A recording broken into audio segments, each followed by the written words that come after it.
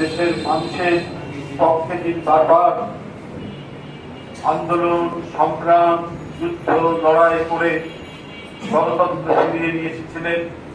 যে গণতন্ত্র হচ্ছে মানুষের মুক্তি, যে গণতন্ত্র হচ্ছে মানুষের স্বাধীনতা, যে গণতন্ত্রে প্রত্যেকটি মানুষ যিনি মানুষ হিসাবে বেঁচে থাকার অধিকার নিশ্চিত হয়, সেই গণতন্ত্রের লড়াই করেছেন বারবার। তিনি একদলীয় শাসনের বিরুদ্ধে লড়াই করেছেন বারবার।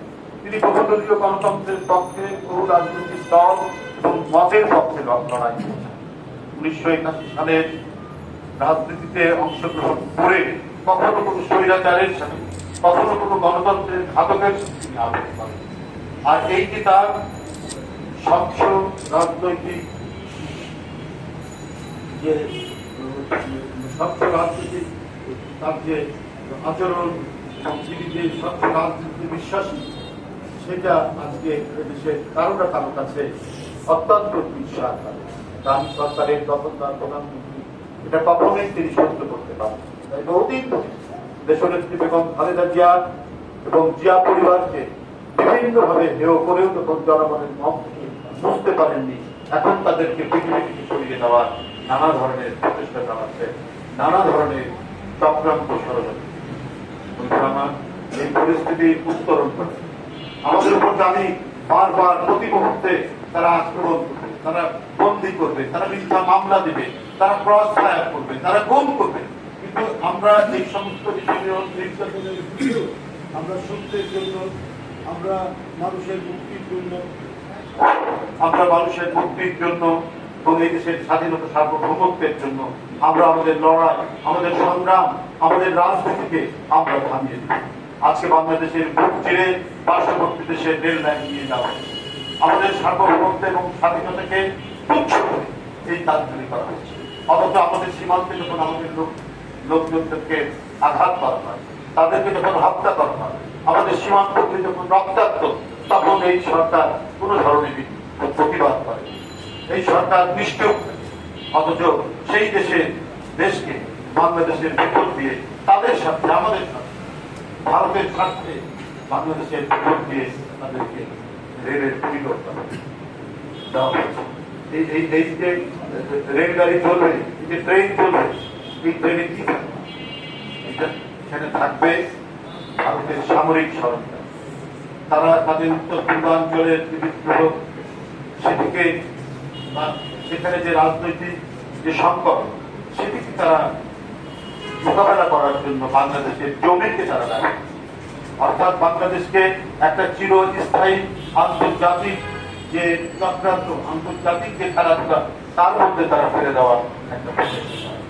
এবং এই কারণেই আপনারা দেখছেন তার অপকর্ম, অনাচার, এটিকে প্রতিষ্ঠা করার জন্য নানা ধরনের ইস্যু তৈরি করছে, নানা ধরনের ঘটনা তিনি নিজেই ঘটিয়ে জনগণের দৃষ্টিকে অন্যদিকে সরিয়ে দেওয়ার জন্য, অন্যদিকে ইস্যু পরিস্থিতি থেকে মানুষের চোখকে ঘুরিয়ে দেওয়ার তিনি প্রচেষ্টা চালাচ্ছেন। এই চোখকে তিনি কেন সরাচ্ছেন? চোখকে এই জন্যই চালাচ্ছেন যে তার নিজের যে অপকর্ম, তিনি যে কাজগুলো করছেন বাংলাদেশের স্বাধীনতাকে বিক্রি করেছেন, অর্থাৎ বাংলাদেশের ভেতর যে রেল লাইন স্থাপন করে এবং আরো নানা ধরনের দেশ বিরোধী চুক্তি করে যে কাজগুলো করতে চান, সেই কাজগুলোর দিকে যাতে মানুষের চোখ না পড়ে, এই কারণে তিনি দেশের জনগণের চোখকে অন্যদিকে সরিয়ে দিচ্ছেন। তাই কখনো আমরা দেখেছি আজিজ তাণ্ডব, কখনো দেখছি বেনজির তাণ্ডব, কখনো দেখছি পিএসসির ড্রাইভারের তাণ্ডব, কখনো দেখছি রাজস্ব দপ্তরের ঊর্ধ্বতন কর্মকর্তা মতিউরের তাণ্ডব, কখনো দেখছি একজন সহকারী পিয়ন রাজস্ব দপ্তরের সাতক্ষীরা তার 100 কোটি টাকার বলে যে দুর্নীতির তাণ্ডব। একের পর এক কাণ্ড আমরা দেখি। আর এই ইস্যুগুলো অত্যন্ত পরিকল্পিত ভাবে দেশের সরকারের প্রধানমন্ত্রী তৈরি করছে। গোটা জাতিকে ইস্যু প্রেমী বানানোর চেষ্টা, প্রত্যেকটার পিছনে পরিকল্পিত ভাবে এই সরকারের হাত রয়েছে এবং এই সরকার তাই। অর্থাৎ তুমি এই দিকে তাকা, আমি কি করছি তার দিকে থাকবে।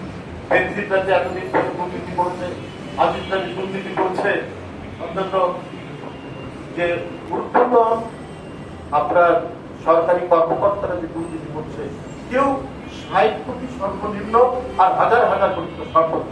সর্বোচ্চ সীমা 1000 কোটি টাকা বা 1500 কোটি টাকা, তার চেয়ে কম। আপনি জানতেন না আপনি প্রধানমন্ত্রী এত কোটি টাকা লোপাট হচ্ছে, এত কোটি টাকা দুর্নীতি, তাহলে আপনার গোয়েন্দা বিভাগ কাছে গেল। আপনার বিভিন্ন ধরনের সরকারি যে এজেন্সিগুলো তারা কি করে, তার সাথে বিএনপির লোককে আপনার গুম করার জন্যই তাদেরকে আপনি তৈরি করেছেন। ইলিয়াস আলীকে গুম করার জন্য, লাকসামের সাইফুল ইসলাম হিরোকে গুম করার জন্য, আপনি যুব নেতা সুমনকে গুম করার জন্যই তাদের দেখেছেন। তাহলে যারা একটা পিয়ন যদি 60 কোটি টাকার মালিক হয়, একটা কি বলে যে ড্রাইভার যদি 100 কোটি টাকার মালিক হয়, তো সেইটা আপনার সরকার জানতো না? জানতো না। রেলওয়ে আপনার কি বলে ভর্তি পরীক্ষার প্রশ্নপত্র ফাঁস হয়, আপনার গোয়েন্দা বিভাগ তখন বিছানার মধ্যে শুয়ে থাকে। মেডিকেল কলেজে ভর্তির জন্য যে প্রশ্নপত্র ফাঁস হয়, তখন তারা ঘুমান, দিনের বেলা ঘুমান, তারা দিনের বেলায় ঘুমান না হলে এটা হবে কেন? এত লুটপাট কি করে হবে, এত দুর্নীতি কি করে হয়, এত দুর্নীতির মহামারী কি সাথে ছড়িয়ে পড়ে। যাই হোক বন্ধুরা আমার, এইভাবে এই দেশ করতে পারে না। আমাদেরকে, আমি তোমরা যারা প্রবল তাদেরকে আমার সাথে এই আহ্বান, আমাদেরকে সত্যের পক্ষে, আমাদেরকে ন্যায়ের পক্ষে আল্লাহ